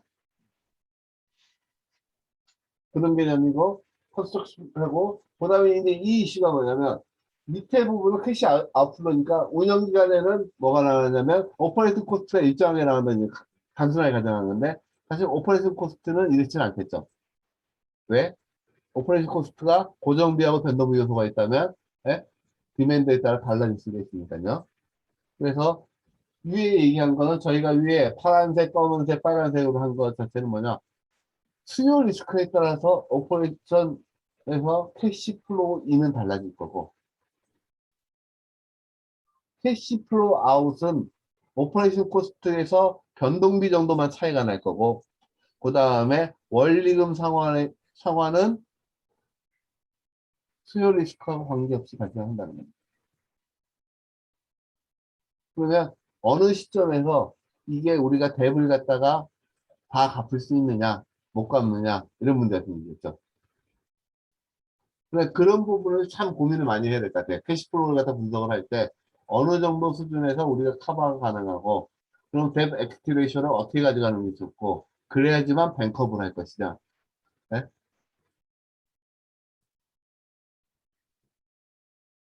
이건 이제 MRG 시스템입니다. 그래서 우리나라의 MRG 시스템화에서 이 수요 리스크에 따른 정부의 페이먼트, 그 다음에 정부가 다시 수익을 갖다 공유하는 프로그램을 갖다 제가 만들어 본 겁니다.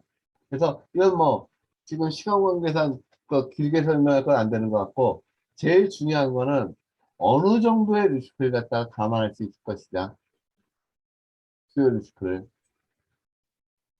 그 다음 두 번째는 수요 리스크만 고려하지 마라. 레베뉴 리스크 고려해야 된다. 레베뉴 리스크는 뭐죠? P 곱하기 Q죠. 그죠? 수요 리스크는 Q에 대한 문제고, P 자체를 갖다가 우리가 다 받을 수 있을 것이냐. 최근에 하노이시나 이제 베트남에서도 이제 우리나라, 하노이시가 우리나라로 얘기하면 서울시고, 예? 그 다음에 어디죠? 옛날에 저 베트남 수도였던데, 호치, 민요. 호치민시가 우리나라 이제 부산이라고 이제 경제 수도라고 얘기할 수 있는데, 걔네들은 베트남의 대중교통 수단에서 가장 큰 게 뭐죠? 오토바이죠.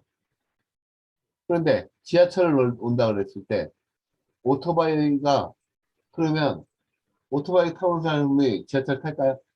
이 부분 있죠. 그래서 걔네들이 내놓은 게 뭐냐면, 오토바이를 갖다 우리로 얘기하면 뭐 4대문 안에는 들어오지 말라, 이런 식으로 레귤레이션 하는 거죠. 교통을 통제하는 거죠. 그래야지 요금을 받아서 할 수 있다는 겁니다. 그러면 피에 대한 리스크도 고려해야 된다고. 피를 갖다가 예를 들면 물가가 인플레이션이 됐을 때 피를 올려줘야 되는데, 피를 못 올려준다면 Q가 똑같이 나오더라도 해결이 안 되는 거예요. 그런 부분을 정확히 봐서 우리가 감당할 수 있는 비용이 어느 정도 되느냐에 갖다가 구체적으로 이제 사업의 구조화를 할 때는 들어가야 된다는 생각을 말씀드리는 겁니다. 우리나라 MRG 해가지고 엄청 깨졌죠. 한 사업별로 깨진 걸 보시면, 지금 제일 위에 보이는 선이 어디냐면, 토탈이고, 파란색 선이 인천공항고속도로인데, 공항철도입니다. 그랬을 때, 연간 3천억 레벨을 갖다 했으니까, 화비 생각한다 그래도 1조 3천 정도가 MRG로만 나간대. 그러면, 이거에 대해서 MRG가 나가니까 정부가 하는데 제일 중요한 건 뭐냐면, MRG가 이렇게 나감에도 불구하고 민간 투자 사업을 해야 되는 이유를 설득해야 되는 거죠. 나갈 수 있는 거고, 민간 입장에서는 우리가 결국은 수요 예측이 충분하지 않은 상태에서 사업을 했을 때는 사실은 결국 레베뉴가 이만큼까지 될 수 있다는 부분이 엄청나게 중요한 거죠. 우리나라도 생각을 해보시면 어떤 교통기기나 이런 시스템 자체가, 수요를 예측하는 시스템 자체가 어떤 인프라에 의해서 지속적으로 발전된 나라하고, 지금 그런 데이터가 하나도 없는 나라하고 수요 예측이 가능하겠습니까? 30년, 20년은? 그 수요 리스크를 갖다가 어떻게 정확하게 예측할 수 있고, 그 리스크를 갖다 어떻게 방어할 수 있느냐도 중요한 해외 사업에서의 리스크입니다. 디테일 같은 경우에는 기본적으로 제가 시험 관계상 AP 페이먼트에 대해서 잘 아시니까, 어베일 페이먼트에 대해서 큰 말씀은 안 드리겠습니다. 근데, 어베일 페이먼트에서 제일 큰 이슈가, 우리나라의 디테일을 배워야 될 게, 영국의 어베일러블 페이먼트는 어떻게 되어 있습니까? 우리가 어베일러블 페이먼트 두 가지로 되어 있지 않습니까? 1번, 결국은, 투자금 회수형, 그죠? 캐피탈 리커버리를 위한 게 있고, 운영비 보조 두 가지로 크게 나눕니다.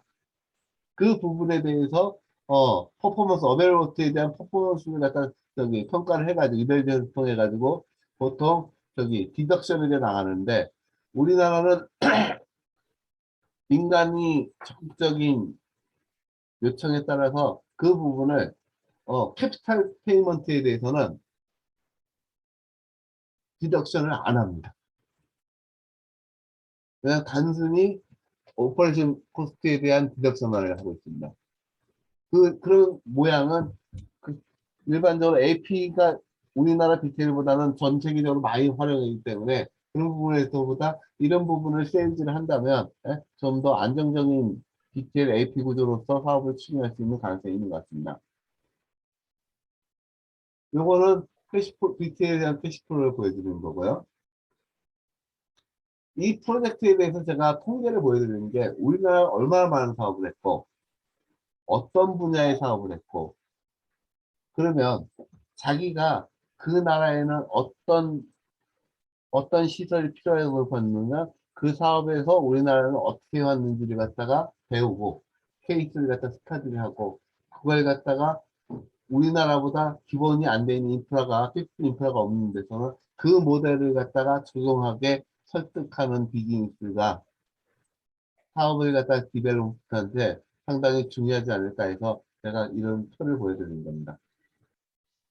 그래서 사업 방식에 대해서도 BTO, BTL 이외에도 중간적인 리스크를 가진 BTO RS나 BTL A 방식이 있습니다. 그래서 리스크 리턴에 대해서 새로운 구조를 그 나라에서 BTO 너무 위험해. BTL 얘네들은 정부가 매년 페이먼트를 할 능력이 없는 것 같아. 그럼 그걸 갖다 하이브리드로 어떻게 스트럭처링하면 잘 될 것이냐에 갖다가 고민하는 것도 중요한 방법이라고 생각합니다. 그래서 이거는 철도에 대해서 구체적으로 해놨는데 수강을 하고 제가 오늘 얘기하려는 주제의 마지막은 그겁니다. 앞에는 어떠한 인프라에 대한 부분이고 자 어떤 방식으로 그러니까 BTO를 할까 BTL을 할까 어떤 방식으로 사업을 해야 될 것이냐 어떻게 하면 사업을 스트럭처링 해가지고 프로젝트를 스트럭처링 해가지고 이 사업을 피저블하게 가져갈 것이냐 하나의 예로 한번 들어본 겁니다. 이건 지하철 9호선입니다. 지하철 9호선은 최초로 우리나라의 지하철 PPP 사업입니다. 지하철 9호선이. 그리고 원래는 이것도 재정 사업으로 하려고 그러다가 IMF 와가지고 도저히 중앙정부가 IMF 때문에 중앙정부에서 보조금을 못 준다 그러고 서울시 입장에서도 결국은 재정 수입이 줄고 IMF 때문에 지방세가 줄었을 거 아닙니까? 세수가 줄고 거기에다가 우리나라에는 뭐가 있죠? 보통 철도를 하면 철도 관련해 가지고 강제 매입 의무가 있는 철도 채권 같은 게 있습니다. 그죠? 거기서도 펀딩을 하는데 그런 것도 발행도 안 되고 이런 모든 사정 때문에 이걸 갖다가 민간 투자 사업으로 돌렸습니다. 그런데 민간 투자 사업을 하려니까 파이낸셜 피저블 해야 되는데 피저블 하지 않죠. 우리나라 철도 요금 체계에서. 그래서 했던 게 뭐냐면 지금 아시다시피 지금은 이제 공항까지 했지만 최초에 할 때는 민자 할 때는 김포공항에서 어디까지? 터미널까지만 했습니다. 그래서 구간을 세 구간을 짜는 거예요. 그래서 1구간인 김포공항에서 터미널 구간 지금까지는 보험병원까지 지금 3단계까지 다 지금 돼가지고 고소로 운영되고 있고요. 이 구간의 일부 구간을 먼저 사업의 범위를 정해가지고 간 겁니다. 그래서 나머지 두 구간을 재정사업을 하고 이 구간만을 민자사업을 한다. 그러니까 자르는 거죠. 사업 규모를. 1번의 스트럭처는. 그다음 두 번째. 그래도 사업성이 없다. 그래서 어떻게 했느냐. 상하부를 분리했습니다. 그러니까 하부 인프라스트럭처 하는 토공 부분은 그것도 재정을 해줬습니다. 뭐만 민자를 했냐? 그럼 상부의 어떠한 상부의 슈퍼스트럭처하고 그다음 차량 구입은 민자라는 겁니다. 그래서 주어진 요금 수준 하에서 사업성을 맞춘 겁니다. 거기서 또 더 하나 나왔습니다. 차량 구입을 하려고 하는데, 중차량으로 가려니까 이 돈이 많이 드네. 그래서 저기 우리가 얘기하는 중차량, 헤비가 아니라 그냥 가운데 중자 해가지고 경량전처럼 LRT는 L이고, 그죠? 그 미드 트레인을 갖다 사용하는 겁니다. 그러니까 투자비를 줄이는 거죠. 그러니까 제가 말씀드린 거는 어떤 사업 방식으로 가느냐도 중요하고, 두 번째는 거기에 따라서 수첩 실현하면서 투자비를 줄일 방법을 제시합니다. 그죠? 그럼으로써 BTO가 성립될 수 있을 만큼으로 사업성을 맞춘 게 9호선입니다. 근데 9호선에서 무슨 문제가 발생했느냐? 그래서 요즘도 보면 차량이 적어가지고 9호선 타고 저기 강서구 화곡동에서 나오는 사람들은 매일 거긴 애들이 차량 밀집도가 뭐 900%, 그러니까 정원에 900% 탄다든지 이런 얘기 매일 나오는 거 아닙니까? 예? 그런 부분이 있고, 두 번째, 그러면 이건 BTO로 갈 것이냐, BTO로 갈 것이냐, 두 가지입니다. 사업 규모를 얼마나 피저블하게 내가 프로젝트를 실천할 수 있을 것이냐, 그렇게 그 사람들을 설득할 수 있습니까? 디벨롭 하면서. 그런 이슈를 항상 보시면서, 그러니까 그 나라에 투자하려고 PPP 사업을 하려는 그 나라에 대해서 아까 전반부에 얘기한 거하고, 그럼 이걸 어떤 식으로 사업화를 할 것인가, 두 가지 부분을 생각하면 성공적으로 PPP 사업을 수행할 수 있지 않을까 해서 간단하게 말씀드렸습니다. 네, 이상입니다. 궁금하신 사람? 네, 네, 수고하셨습니다. 지금 요점은 이제 해외 PPP 프로젝트를 하면서 여러 가지의 문제점들을 우리 PPP 제도하고 비추어서 협상 포인트를 가져가야 되지 않겠느냐. 네, 이런 말씀을 해 주셨습니다. 상당히 의미가 있는 강의였다고 생각합니다. 자, 여러분, 시간은 뭐 많지 않지만 그래도 몇 가지 질문 있으시면 해 주시죠. 정 대표님 저 말씀 잘 들었습니다. 일단 제가 첫 번째 좀 궁금해서 여쭤볼 거는요. 이러한 PPP 사업이 우리나라의 그 어떤 신재생 에너지 사업 같은 경우에도 적용이 된 적이 있나요?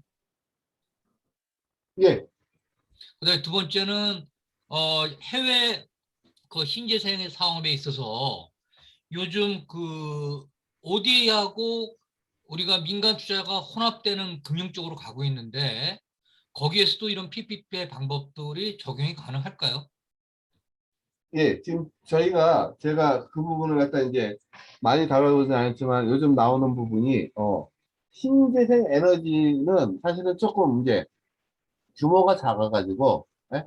이런 부분이 제가 보기에는 맥처를 한다든지 이런 부분이 꽤 있습니다. 신재생이 특화된, 그러니까 A기기나 이런 데서 신재생 분야를 갖다가 위한 PPP 모델을 갖다가 아마 구글이나 이런 데 찾아보시면 상당히 많이 있을 겁니다. 사례나. 그래서 우리가 얘기한 이거보다 사업 규모는 작지만 특성이 다른 신재생 에너지 분야에서 할 수 있는 ODA의 지원 프로그램이나 이런 걸 확인할 수 있을 거라고. 제가 그 부분에 대해서 그 프로젝트를 갖다 직접 제가 해보지 않아가지고 너무 구체적으로 말씀을 못 드려서 죄송합니다. 아유, 고맙습니다. 네. 네, 또 다른 분 질문해 주시죠. 예, 예, 저기 최원영 회사입니다. 대표님 말씀 잘 들었습니다.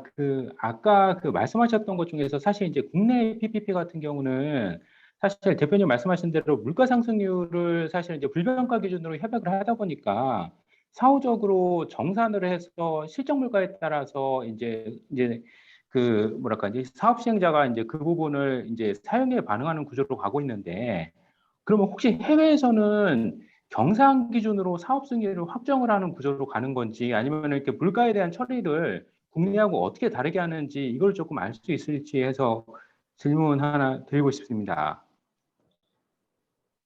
예, 기본적으로 우리가 민간에서 사업계획 세우면서 오전계획 세울 때 사업비를 갖다 할 때 물가가 오를 예상을 한다면 5%씩 오른다 그러면 매년 100억씩 그러니까 공정률을 20%씩 잡으면 첫 해는 100억이고 그 다음에는 105억을 써야 되는 거 아닙니까? 그죠? 예, 그리고 그 다음에는 맞습니다. 110, 뭐 1억 정도 되겠죠? 예? 5% 예. 1.05의 자산을 하니까. 그렇게 해가지고 사업비를 갖다 잡는데, 예?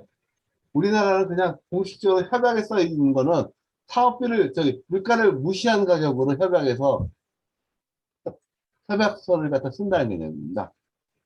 아, 혹시 그러면 대표님, 그 운영 기간 중에도 저희 그 해외랑 우리나라랑 좀 다를까요? 그 운영 기간 똑같습니다. 중에 우리나라는 저기 올해 기준으로 협약 시점 기준으로 해가지고 운영비를 얼마나 쓰는 거고, 실제 운영비는 6년 후니까 1.5 곱하기 6승을 해가지고 운영비를 하는 거죠. 그러니까 그러면 결국은 저희가 얘기하는 건 이거 우리나라 특수 케이스고 구분하는 게, 결국은 이자율 부담에, 우리나라는 그래서 이자율 리스크를 갖다가 100% 부담해 주는 개념입니다. 단 문제가 있습니다. 요즘 PPP 사업이나 개발 사업에서 벌어지는 이슈가 뭐겠습니까? 1번, 실질적으로 우리나라에서 저기 운영비나 이런 부분의 투자비에 대해서 얘기하는 거는 뭘 쓰냐면 소비자 물가지수를 씁니다. 네? 네. 그러니까 인덱스테이션을. 근데 건설에 대해서 뭐냐면 GDP 디플레이터를 씁니다. 근데 건설 공사비 지수하고 GDP 디플레이터하고 일치하지가 않아요. 실질적으로 공사비를 갖다 산정하기 위해서 좀 더 실질에 가까운 거는 건설 공사비 지수죠. 네? 건기업에서 발생하는 것. 근데 그 부분을 사용하지 않다 보니까 지금 문제가 발생하는 게, 시멘트 값이 뭐 2배 올랐고 3배 올라가는데, 예? 건설 디플레이터는 3% 4% 오르니까, 예? 그 부분에서 리스크 부담에 대한 이슈가 발생할 수가 있습니다. 그걸 했을 때, 그러니까 제가 말씀드리는 거는, 제일 중요한 거는 인플레이션 리스크를 갖다가 어떻게 가져가는지를 봐주셔야 됩니다. 예? 모델을 보면서. 예? 기본적으로 수요 리스크 얘기하고 운영비 리스크인데, 운영비 리스크는 사업에 따라 다릅니다. 철도 같은 건 운영비 비중이 상당히 크기 때문에 운영비 리스크가 큰 거고, 예? 도로 같은 경우에 운영비 부분이 상당히 적기 때문에, 예? 재생에너지 같은 것도 운영비 비중이 좀 적은 거 아닙니까? 그죠? 투자비도 적고. 그러니까 그 사업의 특성에 따라서 인플레이션 리스크, 결국은, 왜냐하면 우리는 돈을 빌릴 때, 돈을 빌리는 건 항상 그만큼이 다 인플레이션 부분을 갖다 포괄하고 결정이 되는 거니까, 그죠? 레베뉴나 결국 비용, 투자비나 운영비에서 인플레이션에 대한 리스크를 어떻게 생각하고 커버하느냐의 부분 한번 생각해 보시면 좋을 것 같습니다. 예, 감사합니다, 대표님. 네, 또 다른 분 질문해 주시죠. 강의를 아주 잘 해주셔가지고 저는 이제 듣는 그 포인트가, 소위 말해서 그 PPP 가이드에서 제공하고 있는 여러 가지 개념이라든가 프로세스하고, 지금 이제 박사님 말씀하시는 국내 프랙티스하고 근본적으로 차이 나는 게 있느냐, 그거를 많이 생각을 해봤는데, 뭐 거의 지금 현재 PPP 가이드에 나와 있는 이론들이 거의 다 그 속에 녹아 있어요, 그죠? 약간의 네. 뭐 용어 차이는 있는데, 제가 하나 물어보고 싶은 거는, 지금 박사님이 파이낸셜 피지빌리티라 했단 말이야. 그런데 우리 PPP 가이드는 파이낸셜 피지빌리티라는 말이 없어요. 가당성 검토할 때, 예를 들어서 커머셜 피지빌리티라 하면은 그 안에 뱅크빌리티하고 그다음 투자 수익률하고 이 두 가지를 합쳐서 커머셜 피지빌리티라고 하지, 파이낸셜 피지빌리티라는 말 용어를 안 써요, 공식적으로. 그래서 지금 아까 파이낸셜 피지빌리티라고 말씀을 하시는데, 그 내용이 구체적으로 뭐냐 이런 얘기죠. 예. 그러니까, 예, 무슨 얘기인지 알겠습니다. 저희가 그냥 일반적으로 생각할 수 있는 거는, 왜 피낸셜 피저빌리티라는 걸 쓰냐면, 사업을 갖다가 실렉션 프로세스에서 우리가 얘기하는 BC를 갖다 일반적으로 기본적으로 쓰거든요. 그죠? 왜냐? 그 나라 입장에서 이 사업을 해야 되느냐 말아야 하니까. 예? 그랬을 때 하는 개념이 해서 그걸 갖다가 이코노믹 피저빌리티라고 얘기를 합니다. 그렇죠. 예, 예. 예, 그거의 상대 개념으로 했을 때 우리가 얘기하는 재무적인 측면에서 하는 것 갖다가 피낸셜 피저빌리티라고 쓰는 거고, 그다음 뱅커블하다는 거는 피낸셜하고 피저블한데, 그 피저블한 게 뱅크가 이걸 갖다 수용할 수 있느냐, 이 부분을 갖다 생각하는 겁니다. 그래서 조금 차이를 내서 저희가 보통 용어를 쓰고 있는 겁니다. 그러니까 네. 뱅커블하다는 게 중요한 거고요. 그 부분은 지금 피내셜 피지빌리티를 갖다가 얘기하는 우리가 얘기하는 PI나 이런 MPB라는 개념으로 예? 접근을 하더라도 그러니까 이코노믹 피지빌리티는 비용과 편익을 갖다가 가지고 산정을 하는 거고 그 다음에 우리가 파이낸셜 피지빌리티는 수익과 비용으로 산정을 하는 거고 그 다음에 뱅커빌리티는 어떤 파이낸셜 스트럭처링을 갖다 가능하다는 부분이 더 들어가는 가미한다고 이런 개념에서 보시면 될 것 같습니다. 네. 홍소영 변호사께서 뭐 하실 말씀 없습니까? 네, 그러면 제가 마지막으로 좀 질문 하나 좀 드리겠습니다. 우리가 신분 당선 있죠. 신분 당선이 지금 양재에서 저쪽 정자 지나서 가는 분당 쪽으로 가는 노선이요. 근데 그걸 보면 지금 당초에 예상 수익률이 상당히 떨어지는 이유가 경쟁 노선이 막 들어서는 거죠. 광역버스가. 이게 수요 리스크하고 밀접한 관계가 있는데 이게 도대체 우리가 해외 도로 PPP 할 때 그런 경쟁 노선 같은 것은 어떻게 리스크를 해치할 수 있을까요? 예, 예. 그래서 그 부분에 대해서 경쟁 노선에 대해서는 제일 처음에 PPP의 교과서들을 보면 그렇습니다.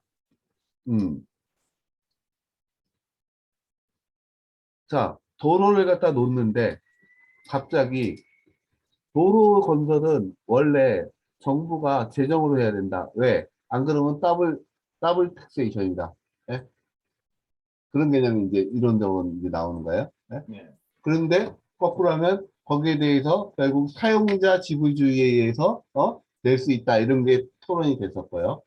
인천 신공항 고속도로를 갖다가 놨을 때 그때 결국은 시민단체나 이런 데서 권거 자체가 이 도로에 이렇게 높은 통행료를 받는 게 맞는 것이냐 해가지고 헌법소원을 걸었죠. 네? 그랬을 때 또 나온 논리는 뭐냐면 저기 기재부나 이쪽에서 민자 쪽에서 얘기한 거는 대체 교통수단이 있으면 결국은 거기 가는 게 이거 하나라 그러면 예? 요금을 이렇게 비싸게 받으면 위법이다, 위헌이다. 그런데 딴 교통수단이 있기 때문에 이 사람은 돈 내고 갈 사람은 이걸 탈 수도 있다. 이런 개념이 또 나왔었습니다. 자, 경쟁 도로라는 개념에 대해서는 요즘 RFP라고 도로나 보십시오. 경쟁 노선에 대해서 명쾌하게 제시를 하고 있습니다. 그래서 어떤 경우에는 경쟁 노선을 갖다가 일반적으로 제너럴하게 이런 경쟁 노선이 생길 경우에는 그 부분에 대해서 어떠한 정부가 보상을 하든지 무상사용 기간을 늘리든지 이런 게 결국은 컨센션 어그리먼트에 들어갑니다. 그리고 그거보다 임미넌트 아주 중요한 일이 있다면 사업명을 바꾸는 경우도 있습니다. 그래서 이 부분에서 해외 사업을 할 때는 그쪽에서 가지고 있는 기본적인 스탠다드 폼의 컨센션 어그리먼트나 과거의 사례에서 경쟁 노선에 대해서 어떻게 했는지를 갖다 평가하는 게 가장 접근하기 쉬운 방법이라고 생각합니다. 네. 오늘 시간도 꽤 돼갔고요. 이제 이제 세미나를 마칠 시간이 됐는데, 그래도 또 하나만 혹시 마지막 질문 하나가 남아있으면 해주시죠. 없으면 이것을 마치려고. 뭐야, 세상에 채팅으로 들어와 제가 있는데요. 팅으로 하나 드렸는데요. 채팅으로 들어와 있습니다. 네. 저 고용식이라고 합니다. 네네, 고 부장님. 예, 다름이 아니고 지금 빅스텝, 자이언트 스텝 해가지고 40년 만에 인플레이션이 왔다고 하거든요. 그래서 네. 국내 뭐 PPP 사업뿐만이 아니고 뭐 기존 우리 기존 건설 시장 같은 경우도 설계나 뭐 이런 게 상당히 어려움이 있거든요. 근데 이게 만약에 팬데믹은 어느 정도 뭐 이제 좀 진정 국면이 끝나겠지만 우크라이나 전쟁 때문에 그 서플라이 체인에 문제가 있어서 지금 주로 인플레이션이 왔다고 하고 있지 않습니까? 근데 이게 끝난다고 했을 때 다시 그 PPP 사업이든 다시 뭐 이 기존 건설 사업이든 진행을 뭐 다시 설계를 한다고 했을 때 인건비라든가 자재비를 어느 정도 복구돼서 적어도 2019년이나 20년 금액으로 설계가 가능하다고 보시는지. 그러니까 뭐 완전 다시 리턴은 되지 않겠지만 뭐 예를 들어서 기존 뭐 인플레이션이 온 상태에서 다시 그 자재나 인건비가 조금, 인건비는 그렇더라도 자재비는 좀 다운이 돼서 다시 기획이 가능하다고 보시는지. 예. 그러니까 기본적으로 그렇죠. 결국은 코스트 증가분에 대해서 이제 원칙적으로 그거 갖다 누가 전가하고 누가 책임지는 이슈인데요. 근데 제가 보는 PPP는 지금 말씀하신 것보다는 좀 더 롱텀인 것 같아요. 왜냐하면 지금 뭐 신문이나 이렇게 나오는 걸 보면 2024년부터는 금리 인하를 나서고, 네? 지금 타겟 자체가 2024년이 되면 기본적으로 물가 상승을 지금 2%대로 지금 잡겠다는 의도로 지금 나오고 있는 거거든요. 그래서 그 부분에 대해서는 그 흐름하고, 그러면 그랬을 때 PPP를 하려고 그러면 결국은 요금을 갖다 올려줄 거냐, 결국. 그죠? 네? 레베뉴를 갖다가 그 코스트에 맞게 갈 것이냐, 이런 이슈가 생기겠죠. 그래서 최근에 협상하는 데서 이제 또 그 이슈가 하는데, 결국 그걸 갖다가 아까 얘기한 대로 우리가 공사비나 이런 투자비를 갖다가 하는 거에 대해서는 우리가 GDP 디플레이터를 쓰고, 실제 발생하는 거는 서플라이 체인에 의해서 원가 공사비 지수가 발생하는데, 그 갭핑이 생기는데, 그 갭핑을 해결하기 위해서 협상에서 그 협상 문구를 추가하자고 그걸 갖다 협상하는 경우가 꽤 있습니다. 그러니까 그런 부분이 결국 협약을 통해서, 경험을 통해서 그 차이가 결국 투자비는 늘고 수입은 동일하다 그러면 사업성이 피저블하지 않은 거고요. 그죠? 그러면 거기에 대해서 정부의 지원이나 이런 게 있어야 되고, 그 리스크는 누가 질지에 대해서 명쾌히 협약으로 정의하는 게 바람직하다고 보고 있습니다. 그 다음에 결국은 우크라이나 말씀하는데 개건이 됐을 때 재정이 100% 포함할 수는 없을 겁니다. 결국은 PPP를 통한 사업들도 충분히 거꾸로 보면 역으로 발생 가능성이 크다고 볼 수도 있다고 생각합니다. 네. 죄송합니다. 네, 그러면 뭐 다 지금 오늘 아쉬운 대로 질문은 많으시겠지만 또 우리 정 대표님은 또 다음에 모실 기회가 있을 것으로 보고 있습니다. 항상 정 대표님께 좋은 말씀 많이 해주시고, 하여튼 여러분 밤늦게까지 수고 많으셨습니다. 그럼 오늘 세미나를 이것으로 마치기로 하겠습니다. 네, 다음 세미나 2달 뒤에 다시 뵙겠습니다. 수고하셨습니다. 네, 감사합니다. 수고하셨습니다. 감사합니다. 수고하셨습니다.